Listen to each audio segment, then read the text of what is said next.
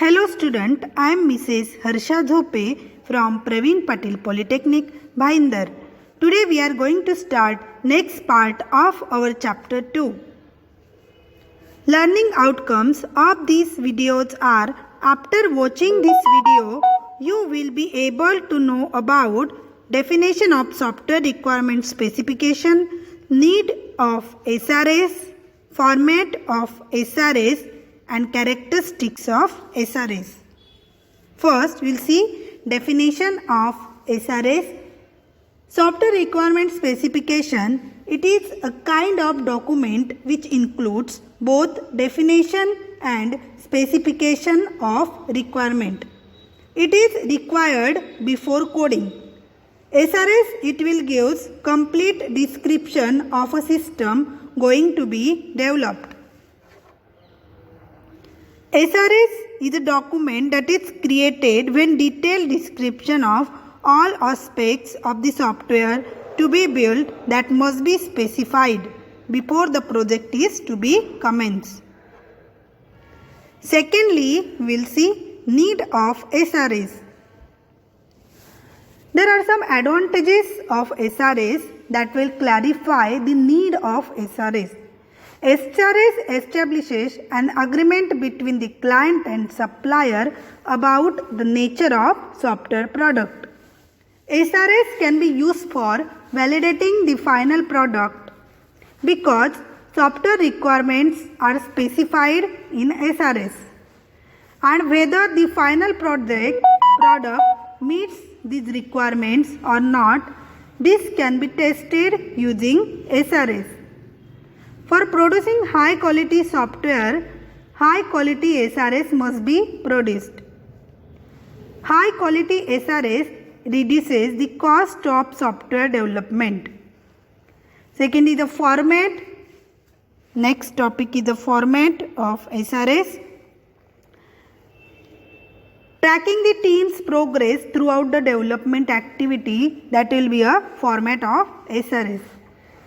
The standard template for writing SRS is first document title, then authors, then affiliation, address, date, and then document version. SRS document consists of, first is the introduction. Under this introduction, first point is purpose of this document. In this you have to describe the purpose of that particular document. Second is the scope of this document. In this you have to describe the scope of that particular requirement, definition, effort. Inside the introduction, third part is overview.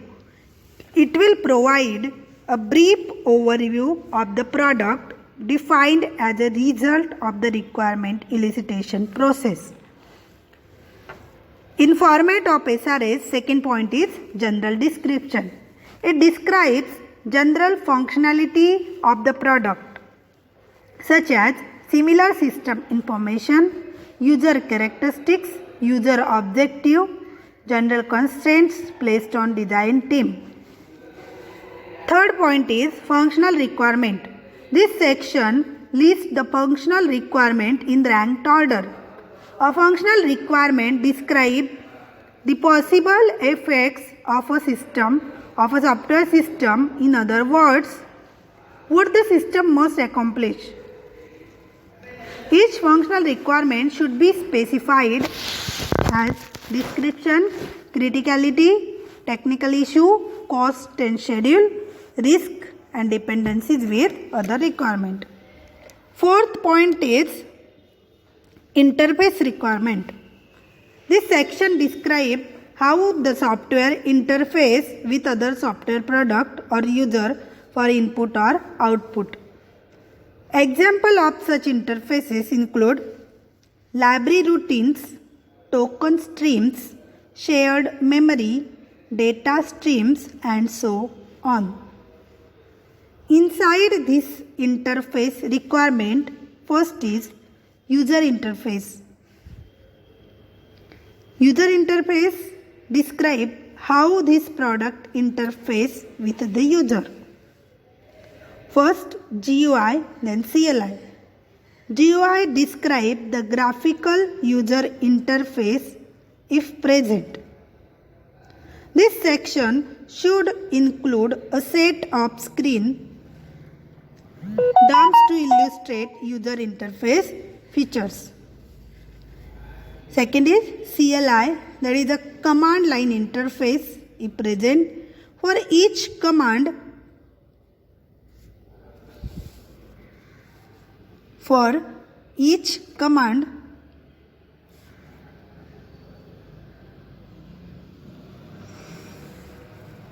a description of all arguments and example values and invocation should be provided.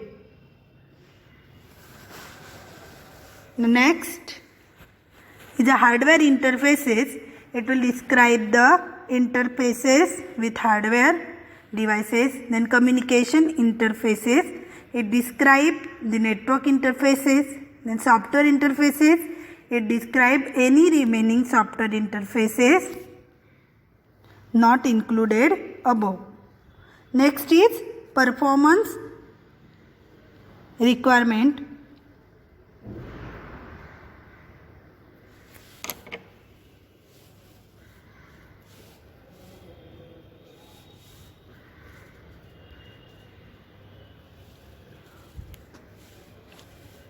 Then next is your other functional requirement, okay, and then safety requirement, and then security requirement, then your appendix A, appendix B and appendix C.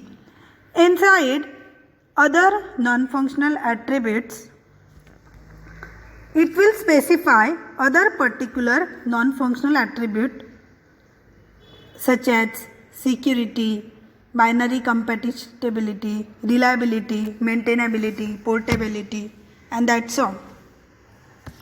Then inside the appendix A, glossary will be there. Then appendix B, analysis model, and then appendix C, issue list. Then last topic of this chapter is characteristics of SRS. There are some characteristics of good SRS. First is a correct. The SRS must be correct. That means all the requirement must be correctly mentioned, or the requirement must be realistic by nature. For instance, while developing word processing software, if there is a requirement for spell check facility, and if that particular software cannot find the spelling errors from the document, then that means requirement is incorrect. Second is complete. Second characteristic is complete. To make the SRS complete, it should specify the purpose of SRS. Third characteristic is unambiguous. When requirements are understood correctly, then other unambiguous SRS can be written. Unambiguous specification means only one interpretation can be made from the specified requirements. If for a particular term there are multiple meanings, then those terms should be mentioned in glossary with proper meaning. Next is a consistent. If there are not conflicts in the specified requirement, then SRS is said to be consistent. Next is stability. In SRS, it is not possible to specify all the requirements. The SRS must contain all essential requirements. Each requirement must be clear and explicit. Next is verifiable. The SRS should be written in such a manner that the requirements that are specified within it must be satisfied by the software. For instance, the GUI should look good. This requirement is not verifiable because one cannot specifically define what is meant by good. Next is modifiable. Writing SRS is an iterative process. Even after specifying the requirements, they can be modified later on if there is a change in user requirement. While modifying the SRS, it is important to preserve the completeness and consistency in requirement. Traceable. If origin of requirement is properly given or references of the requirement are correctly mentioned, then such a requirement is called traceable requirement. That's all about the topics of this video. Firstly, we have seen definition of SRS, then we have studied the need of SRS, and then format, how to write the particular SRS, that is a particular format of the documentation we have studied. Then lastly, we have studied characteristics of SRS. Thank you for watching this video.